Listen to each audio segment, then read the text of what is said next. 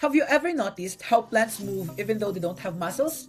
Like how a sunflower leans towards light or how roots always grow downward.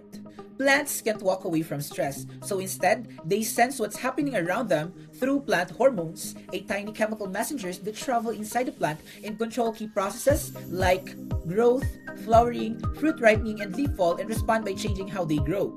These growth responses are called tropisms.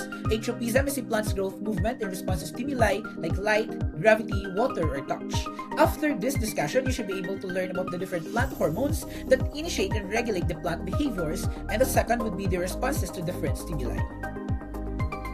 Let us now start with our first and most connective hormone to plant movement and direction, the auxin. This is often called the youth hormone because it is produced mainly in young tissues, especially in the shoot tip and the young leaves. This promotes cell elongation, which is central to many growth responses and plays a role in phototropism and gravitropism. Auxin also maintains apical dominance, meaning the main shoot suppresses the growth of the side buds, helping the plant to grow taller rather than bushier. It also plays a role in root formation, which is why synthetic auxin is commonly used as rooting hormone for cactus. Next, the cytokinin. The cytokinin is known for promoting cell division, so it's often introduced as the hormone that helps plant make new cells and build new tissues. It is produced mainly in actively growing regions, especially in the roots, and then transported to shoots and other organs. Because of this, cytokinin is strongly linked to growth in young tissues such as embryos, developing fruits, and root tips where rapid cell multiplication is happening. Cytokinin's effect often interact with the auxin, especially in apical dominance, because auxin tends to inhibit the side buds, while the cytokinin helps promote the bushier growth. This balance between the auxin and the cytokinin is one of the reasons pruning of the top shoot can cause more branching because the cytokinin effect becomes more noticeable when the auxin decreases.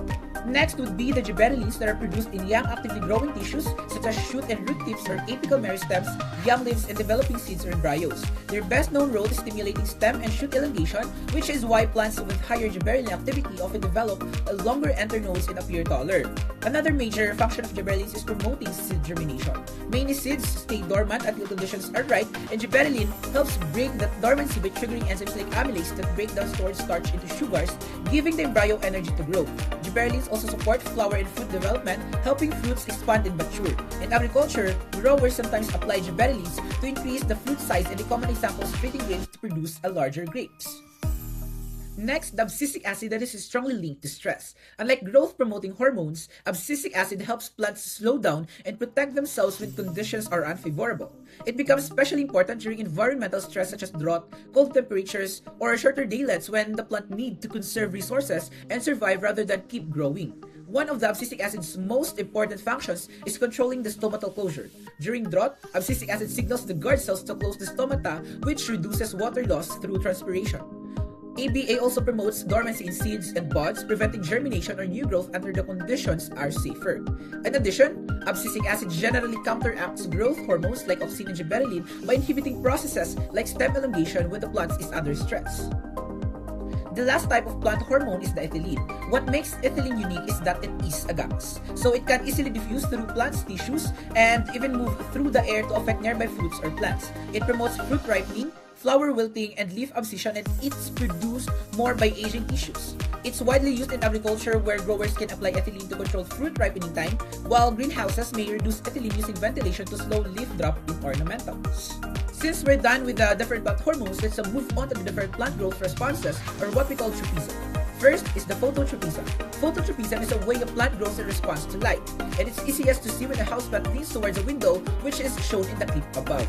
In most plants, the shoots show a positive phototropism, meaning they grow towards the light source. This is a smart survival response because it helps leaves capture more sunlight for photosynthesis, which is how plants make their food. The key hormone involved here is the auxin. Auxin is produced in the shoot tip, and when the light comes from one direction, auxin moves to the shaded side of the stem. Auxin causes the cell to elongate or grow longer, so the shaded side grows faster than the lighted side. Because one side grows more, the stem bends, resulting in the shoot curving towards the light.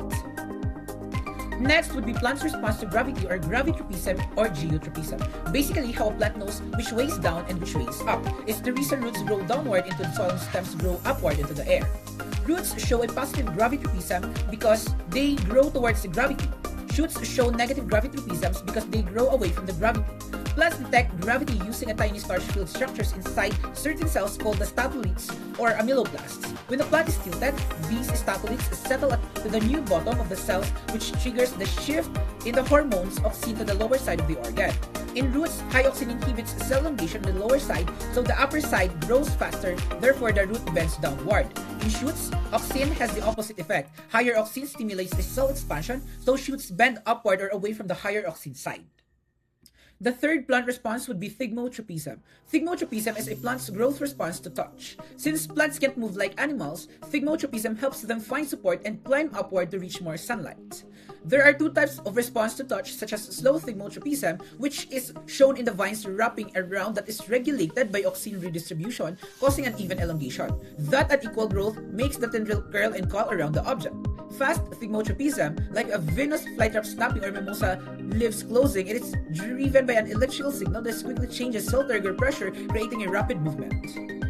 Last important response of plants would be hydrotropism, which is a plant's growth response to water, and it's most noticeable in roots. In simpler terms, it's how roots search for moisture in the soil. When the soil is uneven, some parts are dry, some parts are wet, roots tend to grow towards the areas with higher water concentration, and it is shown in the image above.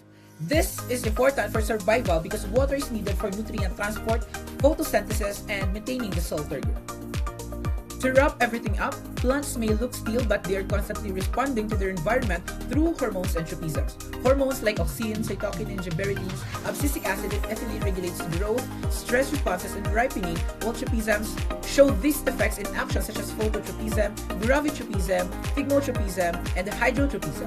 Overall, these systems prove plants are highly regulated and adaptively direct their growth to survive and thrive. And that would be all. Thank you for listening.